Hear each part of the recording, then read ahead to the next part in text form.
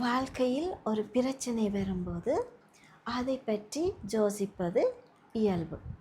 ஆனால் ஒரே விடயத்தை திரும்ப திரும்ப நினைத்து இது இப்படி ஆகிவிடுமோ அல்லது அப்படி நடந்து விடுமோ என்று பயப்படுவதை அதீத சிந்தனை, ஓவர் திங்கிங் அல்லது worrying என்று கூறுவோம். இது தேவையற்ற மன அழுத்தத்தை எங்களுக்குள் உருவாக்கிவிடுகின்றது. இதன் மூலமாக நாங்கள் எங்களுடைய நிம்மதியை கூட இழந்து விடுகின்றோம். ஆகவே பார்ப்போம், நாங்கள் எந்த நேரத்தில் இந்த அதீத சிந்தனைக்குள் மூழ்கி விடுகின்றோம் என்று. ஒன்றில் கடந்த காலத்தில் நடந்த தவறுகளை அல்லது நடந்த ஒரு விடயத்தை நினைத்து நாங்கள் வருந்தி கொண்டிருக்கின்றோம், அல்லது எதிர்காலத்தை பற்றிய ஒரு பயத்தின் போது நாங்கள் அதீத சிந்தனைக்குள் செல்கின்றோம், அல்லது எல்லாவற்றையுமே நான் சரியாக செய்ய வேண்டும் என்ற ஒரு எண்ணம், பெர்ஃபெக்ஷனிசம் என்று சொல்லுவோம். ஆனால் இந்த அதீத சிந்தனையில் நாம் எந்த விதமான பயனும் அடைவதில்லை என்பதை நாங்கள் மறந்து விடுகின்றோம். ஆகவே அதீத சிந்தனையிலிருந்து விடுபட எளிய வழிமுறைகள் இருக்கின்றது. கவலைப்படுவதை நிறுத்தி மனதை அமைதியாக வைத்திருக்க நான் கூறவிருக்கும் இந்த முறைகளை பின்பற்றி பாருங்கள்.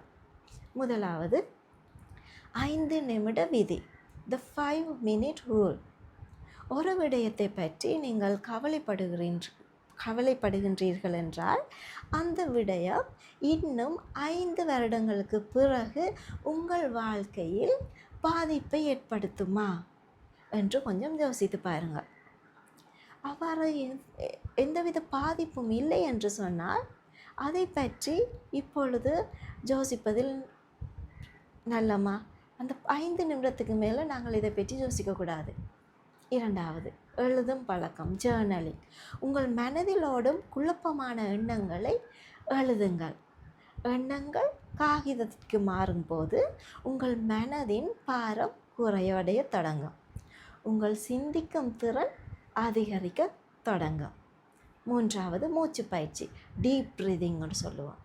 மனம் அலைபாயும் போது அமைதியாக ஓரிடத்தில் அமர்ந்து மெதுவாக மூச்சை உள்ளிழுத்து வெளிவிடுங்கள். இது உங்கள் முழு நரம்பு மண்டலத்தையுமே அமைதிப்படுத்தும். நான்காவது, நிகழ்காலத்தில் வாழுங்கள். Focus on the present moment. முடிந்து போன ஒன்றையோ அல்லது நடக்கப் போகும் ஒன்றையோ உங்களால் மாற்ற முடியாது. இப்போது நீங்கள் என்ன செய்து கொண்டிருக்கின்றீர்களோ அந்த வேலையில் மட்டும் உங்களுடைய முழு கவனத்தையும் செலுத்துங்கள். ஐந்தாவது, ஒரு நேரத்தை ஒதுக்குங்கள். இதற்கு கவலைப்படுவதற்கு worry window, worry time என்று சொல்லுவோம். நாள் முழுவதும் கவலைப்படாமல் மாலை 6 மணி முதல் 6:15 வரை மட்டும் நான் கவலைப்படுவேன் என்று ஒரு கவலைப்படும் நேரத்தை ஒதுக்கி கொள்ளுங்கள். மற்ற நேரங்களில் கவலை வரும்போது அதை பற்றி நான் மாலையில் பார்த்து கொள்ளலாம் என்று தள்ளி போட்டு விடுங்கள். அதோடு சேர்த்து நீங்கள் செய்ய வேண்டிய இன்னும் சில செயற்பாடுகள் இருக்குது. முதலாவது, நல்ல தூக்கம். போதிய தூக்கம் இல்லையெனில் எதிர்மறை எண்ணங்கள் அதிகரிக்க வாய்ப்புண்டு. இரண்டாவது, உடற்பயிற்சி.